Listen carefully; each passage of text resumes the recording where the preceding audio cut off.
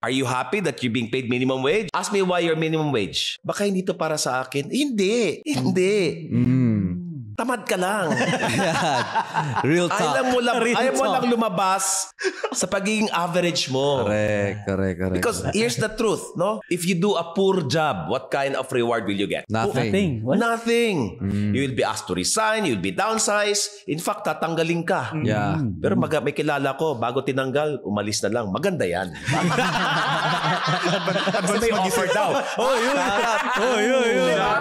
Now, if you do a good job, what kind of reward will you get? Good job. No. Poor reward. Because average equals poor. Let's be real. Minimum wage. Are you happy that you're being paid minimum wage? Yeah. Ask me why you're minimum wage. Why? Because you're just doing a good job. Yeah. Because good equals poor. Now, if you do an excellent job, what kind of reward will you get? Excellent. No, only good reward.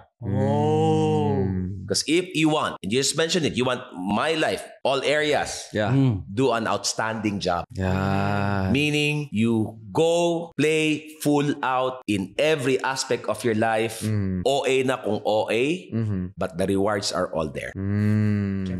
Ganda nun